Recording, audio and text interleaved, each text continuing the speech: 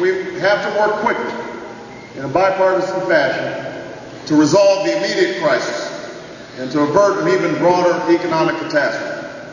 And as we do act, Washington has to recognize that true economic recovery requires addressing not just the crisis on Wall Street, but the crisis on Main Street that so many people have been feeling in their own lives. Long before the news of last week, we need a plan that helps families stay in their homes and workers keep their jobs. A plan that gives hard-working Americans relief instead of using taxpayer dollars to reward CEOs on Wall Street.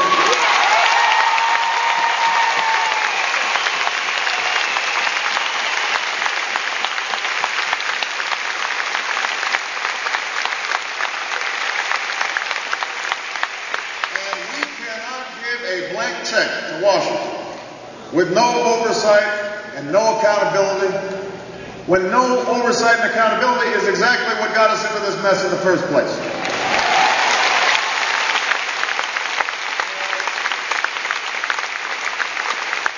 So I'm working with anybody who's willing to get the job done to try to figure out how we get out of the immediate crisis of this week. But no matter what solution we finally decide on, it is absolutely critical that we get to work immediately on reforming the broken politics and the broken government that allowed this crisis to happen in the first place. And we can't do this again. We can't put up with 8 more years of mismanagement of the economy. We can't put up with 8 more years of no regulation. Enough is enough.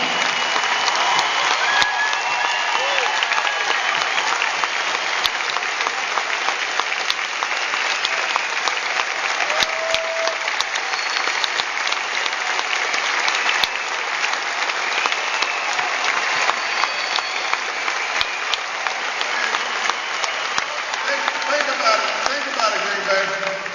We didn't arrive at this moment by some accident of history.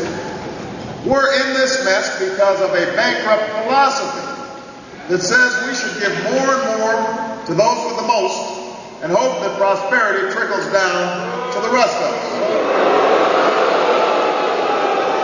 We're here because for too long, the doors of Washington have been thrown open to an army of lobbyists and special interests who've turned our government into a game only they can afford to play, who've shredded consumer protections, fought against common sense regulation and rules of the road, distorted our economy so that it works for them instead of for you. We're here because of an ethic of irresponsibility that swept through our government, leaving politicians with the belief that they can waste billions and billions of your money on no-bid contracts for friends and contributors, slip port projects into bills during the dead of night, spend billions on corporate tax breaks we can't afford, and old programs that we don't need. And today,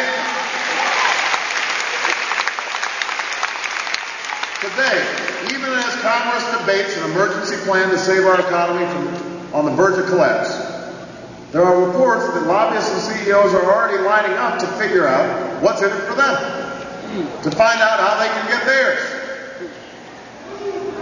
Green Bay, how about yours? Green Bay, enough is enough. It is time for us to stand up and say, no more. We are going to start doing things differently here in America under a new president with a new vision for our economy and a new vision for our future.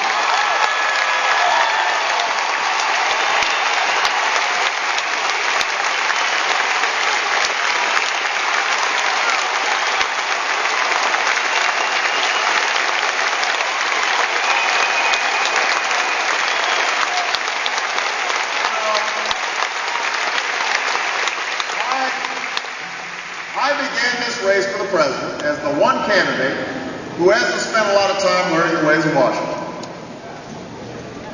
I was criticized for that. John McCain, he was spending most of his campaign arguing that the reason he should be president is because he spent a lot of time in Washington.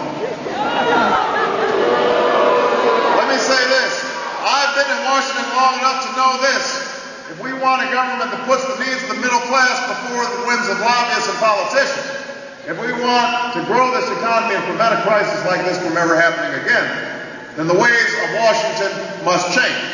We must reform our lobbyist-driven politics. We must reform the ways of abuse in our government. We must reform the rules of the world that let Wall Street run wild and stick at Main Street with a bill. We have to change Washington now. And listen, I just want to point out, we've been consistent on this. You know, this has been our message from the day we began this campaign. We were talking about change when we were up, and we talked about change when we were down. And this whole change thing must be catching on, because I noticed that John McCain lately has been trying to steal my signs.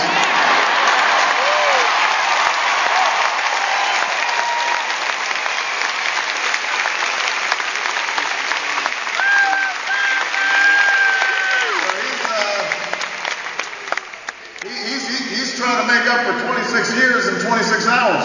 He's flipping so fast. Yeah, he spent most of the last 19 months arguing that what qualifies him to be president is the decades he spent in Washington. And suddenly he's had a change of heart. An election time conversion. After 26 years in Washington, years where he voted for the same trickle-down, on-your-own policies that got us into this mess. You remember this. George Bush called it the ownership society. Lose your job, you're on your own. Don't have health care, you're on your own. Can't afford college, pull yourself up by your bootstraps, you're on your own. John McCain voted for those laws and those policies again and again and again, and he now claims that he's the one who can clean it all up.